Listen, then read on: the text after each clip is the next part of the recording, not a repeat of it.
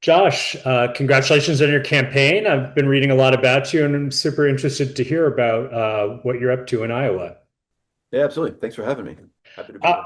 so, first off, you're running to replace Joni Ernst, who's retiring. Talk a little bit about what inspired you to jump into the campaign. Sure. Well, I mean, I think for that, I would go back in terms of what got me interested in politics. Initially, spent a lot of my adult life playing professional wheelchair basketball and played in four Paralympic games, won two gold medals in the Paralympics. And while doing that as well, I've been for more than 10 years a director of a nonprofit organization that's helping disabled kids have access to equipment and to adaptive sports, just because that was ultimately what saved my life. When I finished with my basketball career, I started working for an organization where I was assessing and providing wheelchairs, power wheelchairs, manual wheelchairs for disabled individuals. And every single day we were inundated with denial rates. And we were showing internally at the organization I was working for, since Iowa had privatized its Medicaid system, we were showing 1,000% increase in the denial rates. And I thought, well, that is just fundamentally wrong. Like, this is absolutely life essential healthcare for these individuals. And I was working with people with, Lou Gehrig's disease, muscular dystrophy. These are people that don't have time for denial rates and delay rates. And then I'd found out that Iowa had never had a permanently disabled member of the Iowa legislature, 150-year history of the state, and a governing body of 150 people. And I thought, well, for the 1 in 5 Iowans that have some form of a disability, they deserve representation. And I bring that up because of my work before on healthcare and Medicaid is what led me to run for the legislature to begin with. And then when I joined the legislature, I said to my leader, I said, I don't care what committees you put me on, but I demand to be on HHS budget and policy because I'm someone that understands at a personal level, and then all of my work before, of how broken and underfunded this system already is.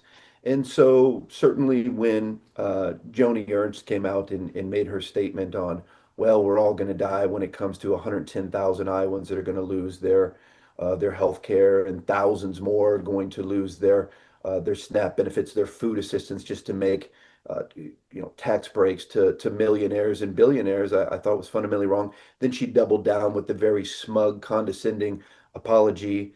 And I had actually, when my legislative session finished in Iowa, I actually got in my car the very next day and drove up to DC because I knew they were going to vote on the big beautiful bill. And I thought I felt an obligation as a disabled Iowan and also as the ranking member of HHS budget to for them to really be able to understand how broken the Medicaid system already is. And I went up there with heavy documentation of, here's the 140 organizations, disability organizations, that are going to lose funding. Here's how many people are going to lose health care. Here's how many people are going to lose assistance. And I met with her and she said, no, no, no, that's not my intention. I'm going to stand up for the 1 in 5 Iowans that are on Medicaid, the 2 in 5 in the rural communities.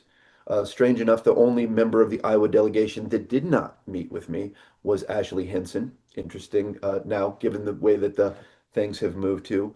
But when she made these condescending remarks after I'd already gone up there and talked to her, and all of my work and really understanding I'm only here because of social safety nets like Medicaid, like food assistance, summer food programs, AEAs, on and on and on, vocational rehabilitation, all these social safety nets that we are gutting and privatizing and underfunding.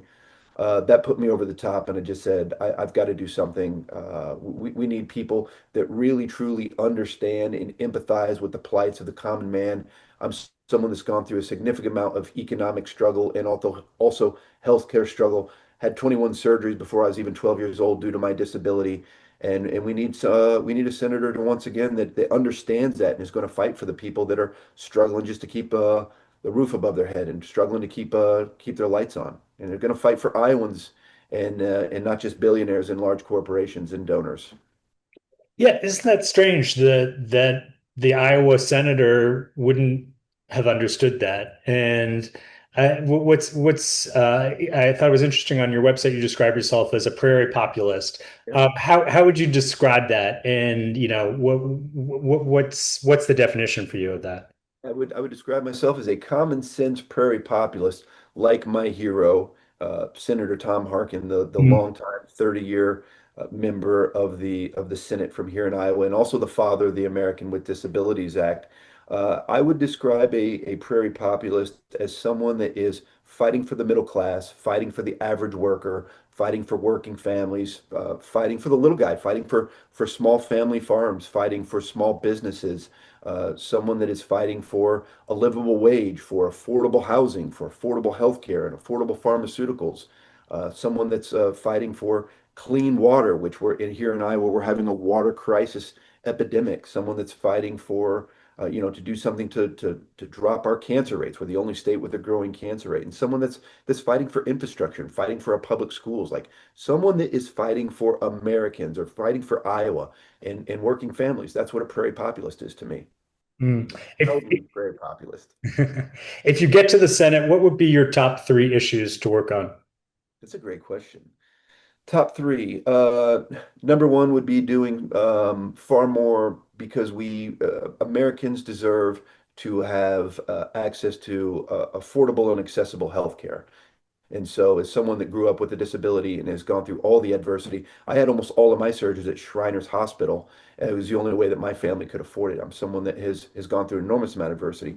I understand the plights of Americans that are going through that.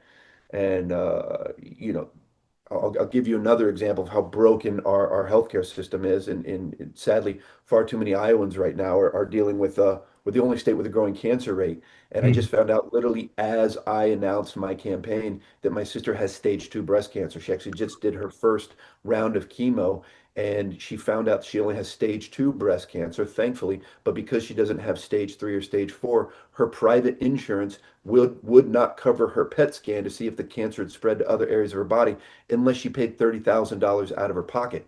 And she's one of the ones that is doing the right thing, working full time, private insurance. And it's a broken system at every turn. When I'm out here knocking in my district, I represent a community that has about 65% of people at or below the poverty line. And these are people that are, when they change jobs or change insurance, are having to make the determination of, do I pay my bills? Do I pay my electric bill? Or do I take my medication? Do I take my pills? That is fundamentally wrong. That shouldn't be happening in the richest nation on earth. And so, number one would be healthcare. Number two, it definitely would like to see a raise in the federal minimum wage. It's something that we haven't done since 2008. Here in Iowa, we still have 2% of Iowa workers that are making minimum wage. It is fundamentally wrong. It's people deserve to have a livable wage. And I would say another issue that I would care very much about would be doing something about affordable housing. And I think there's some common sense ideas that we can do.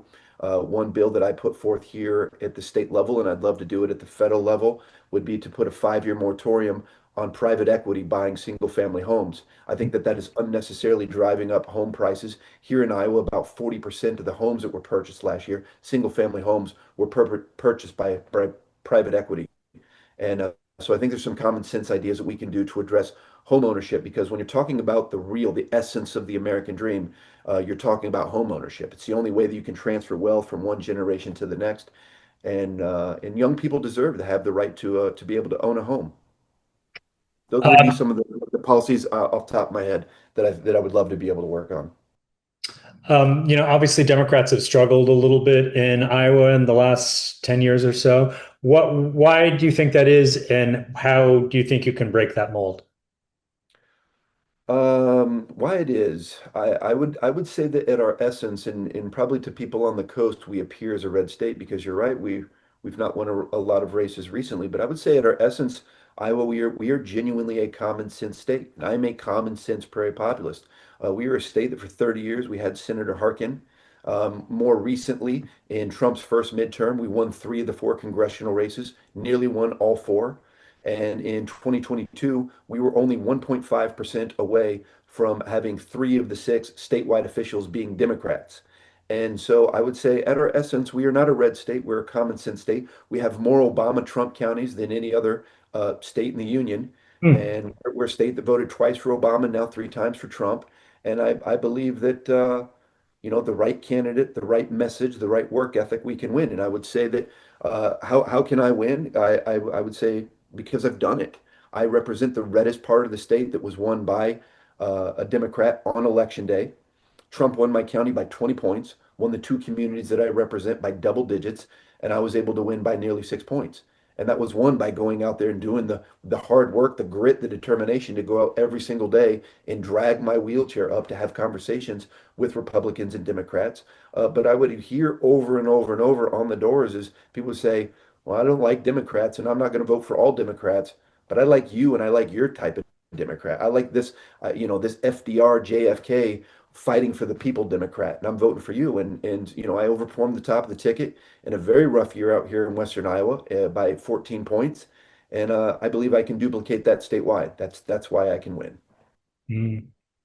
Finally, I read that you were two-time Paralympic gold medalist. Congratulations. That's pretty impressive. Talk a little bit about that, the experience of winning gold and what you've learned from that Paralympic journey you had. Yeah, it was one of the great honors of my life to be able to represent the country, Olympic and Paralympic sports. I participated in four Paralympic games. The Summer Paralympics is the second largest sporting event on earth, behind only the Summer Olympics in terms of total countries and total athletes that participate in it. I was a part of the team that won. We went 28 years, even though we're a basketball nation, without winning a gold medal. I was a part of that team in 2016 to win the first medal. I ended my career winning back-to-back medals. It really it's a great honor to be able to see your flag, and it's such an amazing thing. You're not only representing yourself and your family and your community and your state, but you're representing the entire country. It's beautiful. It's one of the few things that actually brings us together collectively and unifies us as a country. And that's one of the it was a lot of hard work, it was a lot of dedication, lots and lots of hours. I think that same skill set that allowed me, the discipline, the hard work, the grit to win gold medals has also been immediately transferable to this arena of just do the work. And it's arduous, it's very difficult. And also high level sports taught me to just keep my head down and not worry about what other people are saying, which has been very beneficial here.